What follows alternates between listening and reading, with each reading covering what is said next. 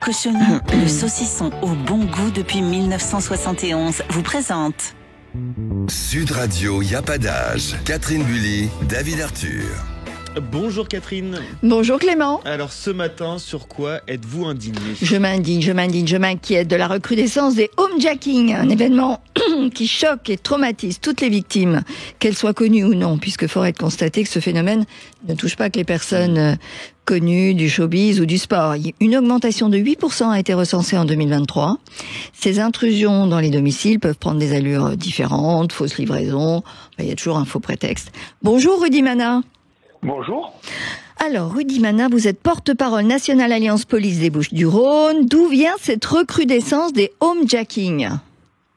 Écoutez, nous, vous savez, savoir d'où elle vient, c'est pas toujours facile à identifier. Ce qu'on sait, c'est que il y a clairement une délinquance qui augmente depuis plusieurs années. On essaie d'y faire face, mais effectivement, ce problème des homejacking est devenu un phénomène, dirais-je, à la mode, puisque on a de plus en plus de cas et plus on en parle, bien évidemment, et plus ça attire la convoitise de délinquants qui ont envie de faire de l'argent plus ou moins facilement en pensant qu'ils vont gagner des centaines de milliers d'euros parce qu'ils s'attaquent à une maison ou dans un quartier riche pensant que les gens ont des montres à 50 000 euros ou des coffres forts remplis de centaines de billets de 50 euros. Donc on peut penser qu'ils ont envie de se diversifier, c'est terrible de dire ça, mais pourtant c'est une réalité, qu'ils ne peuvent pas tous rentrer dans le trafic de stupes, donc ils ont décidé de le faire de cette manière à travers ce homejacking. Bon alors, la cause c'est quoi ? La cause c'est l'argent, il ne faut pas se leurrer. Non, mais d'accord, mais qu'est-ce qui fait, en fait, comment on sait qu'on va dans telle maison, comment on sait, comment on élit tel domicile ou telle maison ? Ce sont des groupes qui sont particulièrement préparés. Il y a des cerveaux à la tête qui mettent en place des équipes qui surveillent les maisons, notamment dans les beaux quartiers de grandes villes ou de villes périphériques à Paris ou à Marseille, où on peut imaginer qu'il y a des personnes assez huppées et assez riches qui vivent à l'intérieur de ces maisons ou parfois de ces appartements. Ils mettent en place des surveillances, ils regardent à quelle heure arrivent les locataires ou les propriétaires de ces logements. Et à un moment, ils décident de taper parce qu'ils considèrent que c'est le moment pour pénétrer dans la maison et dérober le maximum de bijoux ou d'argent parce qu'ils ne s'encombrent pas à prendre des télévisions ou autres. Ils prennent vraiment des produits qui sont transportables très facilement, à savoir l'argent et les bijoux. Et alors, est-ce que ce qu'on poste sur les réseaux sociaux aussi, ça peut être une des causes ? Bien sûr que c'est extrêmement important. Et nous, en tant que policiers, on essaye de faire passer ces messages. Quand on intervient dans ces maisons-là, il est évident qu'il faut à tout prix éviter de mettre ces maisons ou de montrer les richesses qu'on a à l'intérieur des maisons. Parce que ça attire sur les réseaux sociaux ces individus qui y sont toute la journée et dès qu'ils identifient l'endroit où vous habitez et qu'ils savent que vous avez à l'intérieur de votre maison, parce que malheureusement il y en a qui se mettent en scène toute la journée sur ces réseaux sociaux, il est bien évident qu'ils peuvent s'attaquer à vous en étant sûrs que vous avez à l'intérieur de chez vous ce que vous avez montré à travers vos vidéos ou vos photos. Puis en plus, on fait pas toujours attention. Il peut y avoir une enseigne derrière soi ou autre qui fait que finalement le lieu est facilement identifiable. Tout à fait, exactement. Et il faut être extrêmement vigilant à ça et surtout ne pas donner de possibilité d'identifier précisément l'adresse où vous habitez.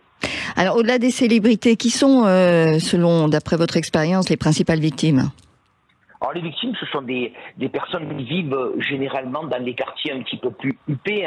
Vous pouvez bien imaginer que dans les quartiers difficiles, il y a très peu de homejacking. Ils essayent aussi de prendre des personnes qui sont de préférence âgées et encore plus isolées. Si c'est une personne âgée isolée dans un quartier huppé, vous pensez bien que ça devient la victime idéale pour ce genre d'individus qui se disent qu'ils n'auront pas de résistance face à eux et du coup leur larcin et leur vol sera plus facile. Est-ce que vous avez une histoire de homejacking qui vous a marqué particulièrement ?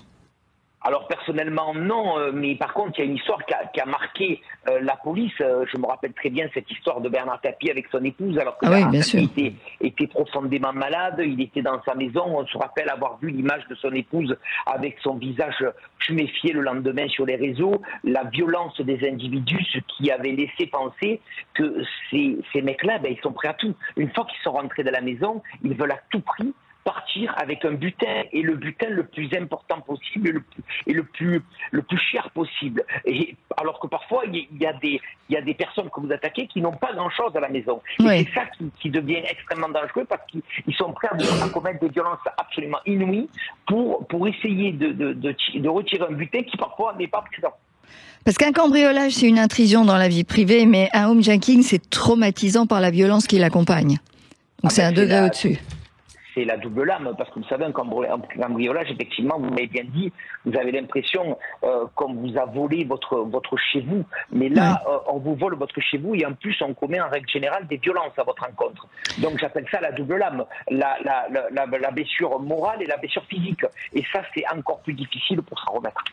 Merci Rudy Manin d'avoir accepté notre invitation, et je vous dis à bientôt. Clément, nous on se retrouve tout à l'heure. Tout à l'heure, à midi, vous serez en compagnie de David Arthur. Exactement. C'est quoi le programme? Il n'y a pas d'âge pour partir à la retraite, bien avant 64 ans. On va vous donner des trucs pour tout savoir, comment faire pour partir plus tôt et à taux plein. Alors, et il n'y a pas d'âge pour aider tous ceux qui veulent trouver des solutions pour leurs proches. Quand la vieillesse arrive, malheureusement, elle engendre souvent des situations difficiles. Et nous recevrons Fabien Olicard, mentaliste, qui vous donnera plein de tuyaux pour améliorer votre concentration et développer votre attention. Tout un programme. À tout à l'heure, midi. À tout à l'heure, Clément. Sud Radio, y a pas d'âge. Avec Cochonou, le saucisson au bon goût depuis 1971. Cochonou, un petit bout de chez nous.